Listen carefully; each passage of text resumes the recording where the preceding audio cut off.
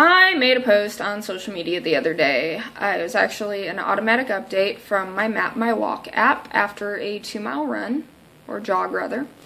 And I had put in the comments, if I can run this far in this heat with a torn knee, 2 dislocated ribs, and fibromyalgia, then I don't see why there's an obesity epidemic in this country. Yeah, that did not go over well. I did not mean it to be offensive. Honestly, I meant it to be motivational. In my head, I have that Jillian Michaels mentality about exercise. I've had heat exhaustion twice this summer for running at noon in 100+ degrees with 70% humidity outside. It's Missouri. It's gross. It's horrible. I still have the torn knee. This has been 3 months now, and finally I gave up on it healing and I'm just running again. The dislocated ribs, I have stopped lifting weights as of this week because it's so bad that I'm drinking vodka over taking Oxycontins because Oxycontin, man, that's some weird stuff. That's an entirely different conversation we'll talk about. I'll take an Oxycontin and then I'll make a post and we'll see how weird that gets. I can do these things with vodka. Narcotics, I don't know how y'all do it. I really don't. Back to Facebook. People got really upset. And in my mind, I see people at Walmart and they're walking and their gait is like this. And this is about how fast they're walking and they're huffing and they're puffing. And eventually they get to the rascal 5 minutes later as they're getting through the parking lot. It exhausts me just to watch them. And I have had rheumatoid arthritis, and after I started exercising regularly, yes, I had to start with walking. I worked up to running. Completely changed my diet, lost some weight. I don't have to take arthritis meds anymore. And I've struggled with fluctuating weight over the years because my medication is changing all the time. Fibromyalgia and anxiety and depression, so I totally get that side of it too. But anxiety and depression meds and fibromyalgia meds, they just have weird effects on your body, and some of it like you can't control. I'm not gonna lie, I work out 6 days a week and I eat healthier than almost anyone. I mean seriously, like pistachios and a fruit for lunch. Just a protein shake for breakfast, and that is organic and probiotic and all sorts of stuff that doesn't taste good, and really healthy dinner, and I'm still a size 8, and part of that is because I am kind of a stocky girl. I do weightlifting, but a lot of it is the medication, and you know, eventually I figured that out. I was depressed about it for a long time. You know, gaining weight in my mid-20s was really hard because I was always a 00 all through high school, early 20s, and I could eat whatever I want and it didn't matter. Once I started taking medications, that changed dramatically. So I accepted it finally and was okay with it. Would I love to be a size 6? You bet! But, you know, that's the goal to strive for in the future. If it happens, awesome. You know, I do work out a lot. It'd be great if I could slim down a bit because, again, I would be in less pain. I probably wouldn't be having these rib problems if I wasn't carrying around that little bit of extra weight that makes it hard to do things. But, you know, you accept it, you move on. However, I realize that some people can't. They're not at that stage yet. And that's why I do want to motivate people, and I want to say inspirational things, and I constantly post about all the weird, I don't want to say diet things I'm doing, more like changes in my diet, making improvements and tweaking it here and there.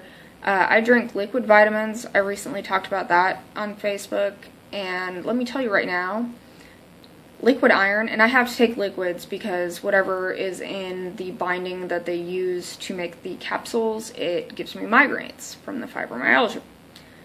Whatever, weird stuff, can't do it. So I take liquid, I'm fine.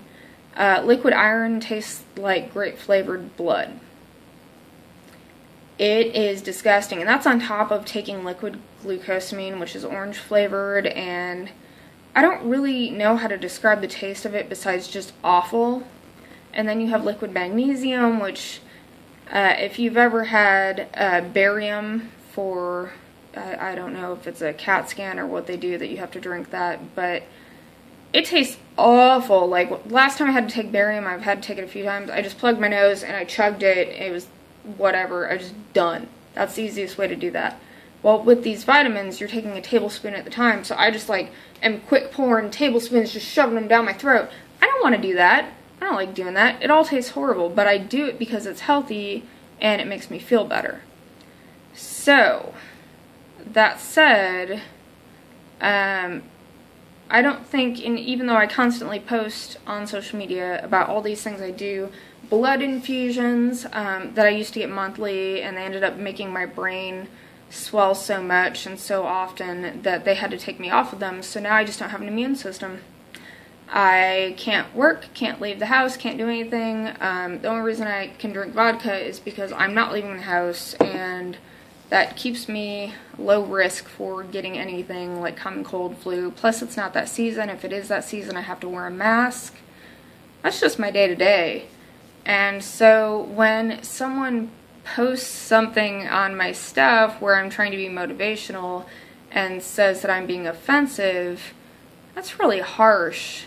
I go through a lot, and I don't want to say I don't talk about what I'm going through, because I do. I think people need to be aware that fibromyalgia is a real thing, and there are lots of people that think it is not a real thing, especially because, yes, I get up, I put makeup on, didn't really today, you know, I shower, I do my hair, and I look like a normal person, but that's on top of taking all sorts of medications, a lot of time painkillers, just so I can live my day-to-day, and that's living it on a minimal level. That's like going to the gym, working out, cleaning the house, doing some mail, and maybe working a few hours on a good day.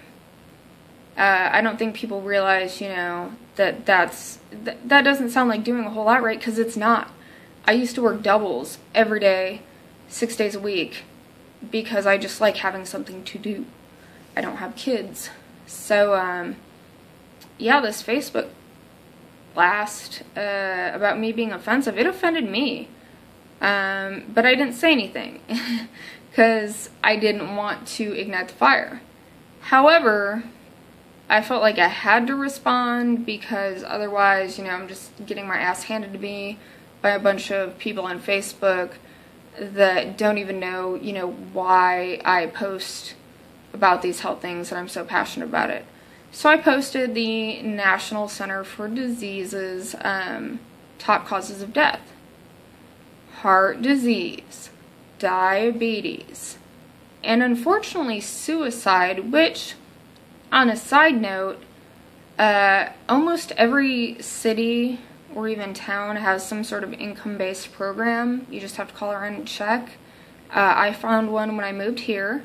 I was still in college, and it was actually free therapy and free medication because my income was so low while I was in college.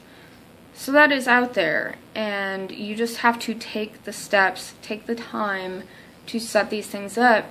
I guarantee you, if you do that, it's going to change your life. Getting that help, and it might, I'll tell you right now, it might take you a few different doctors until you feel comfortable with the person that you're with. I had one here when I first moved here, before I went to that clinic, that over-medicated me to the point I almost died. So I am very sensitive to that side of it, that depression and anxiety do go hand in hand with weight gain and having, you know, if you're depressed, you want to eat pizza. You want to do self-destructive things because they're comforting a lot of times. Or some people just won't eat at all, and that's not healthy either. Vodka, you know, whatever. But, you know, I want to be a motivational person because I do have so many health problems, and I have been through so much, both mentally and physically, and I think people, when they want to know about fibromyalgia, hey, you know, I'm having these things going on, I know you post about fibromyalgia all the time, what do you think? I get that a lot. And the depression, anxiety, you know, if people have problems, they come to me, and that's awesome. I'm not a doctor. I did work in the medical field for a very long time, but I personally experienced these things. And let me tell you how many doctors I have had that have told me I'm fine, and then I've ended up in the hospital with serious medical complications because they didn't know what they were talking about. They've never had these problems or never seen enough patients with these issues to properly know how to deal with them. Or, like the fibromyalgia, I was treated for 8 months for a migraine disorder. It was the most miserable 8 months of my life. Max salt, it just makes you pass out. Well, that's great and dandy, but you still have to live life. Like, you still have to go to work and do things. You can't do that if you're passed out all the time. Turned out, after getting myself an appointment with a specialist, I had fibromyalgia. But my doctor never referred me to a specialist. So again, you have to take matters into your own hands. Be productive about your health, because I want to see everyone happy and healthy. So once you're there, I can start judging you on your fashion sense and your poor decisions in your love life. I would much rather talk about that. But right now, I've got to talk about your health. Kind of boring. I mean, in America, it's so common that people have health problems that it's kind of whatever at this point. But I don't take it as whatever. I take it very seriously. Unfortunately, other people don't.